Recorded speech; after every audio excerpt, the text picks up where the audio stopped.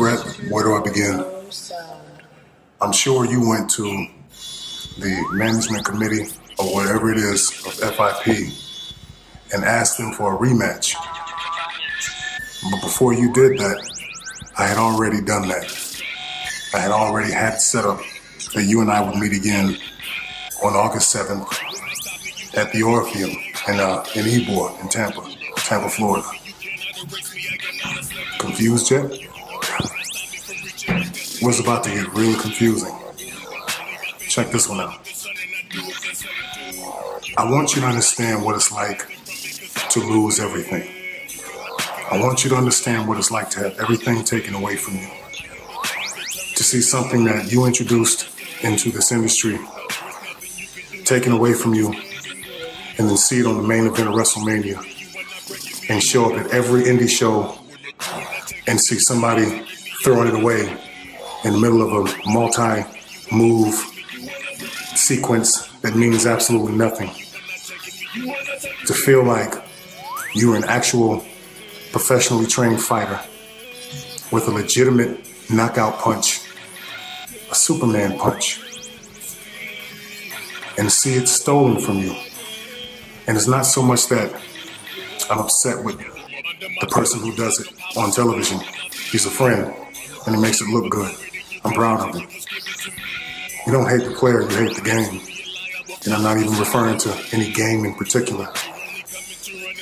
But I find it interesting when I show up to shows and I see a Superman punch thrown around like it means absolutely nothing by guys who couldn't even defend themselves, who couldn't punch their way out of wet paper bags. Yet I come from a lineage of a father who was a former NFL football player and a former professional boxer who sparred with the likes of Riddick Bowe, Lennox Lewis, Michael Moore, Tim Witherspoon, Oliver McCall, and yes, Mike Tyson, who's fought former world champions like Alex Stewart. And that's who trained me. See, I wasn't trained by some legendary wrestler. I come from a lineage of legendary boxers. And that's what makes me different, a part of it. But you're probably confused and think that this is about a move. It's not about a move, because then that would make me a wrestler. That's what I'm not. I'm not a wrestler, right? But you are. And that's one of the differences between you and I. But in all of those differences, we have a lot in common. And that's what I'm planning to expose, what we have in common.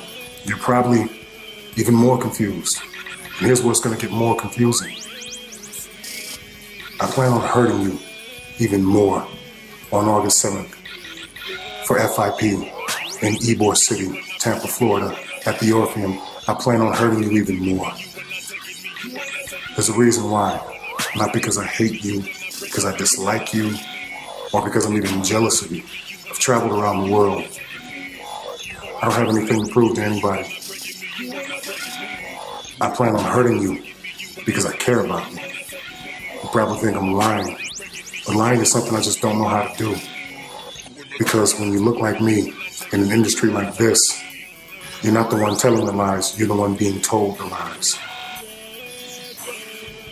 So, I'll leave you with this, Rhett. Think about what happened the last time we met. Think about looking across that ring and seeing that team mask, seeing that expression, seeing those gloves, seeing that infamous right hand. Think about how your jaw has felt for the past month. Think about the fact that on August 7th, you'll be looking across the ring again at the only man in this business with a right hand similar to a 9mm. And I don't have to be 7 foot tall. And I don't have to wear tactical gear. More power to them. But when I connect, I will have you eating through a straw. Because the truth is, this business turned me into a monster. And before I let it eat me alive, I'm gonna bite back. And Rhett, I plan on teaching you how to do the exact same.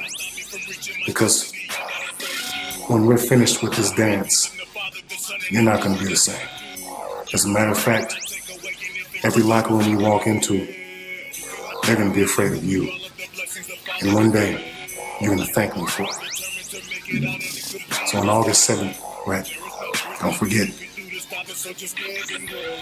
every wrestling move that you know, it's not going to work. Because with wrestling moves, it takes you 3 seconds to win a wrestling match. But it only takes me 1.9. 2.0 sound.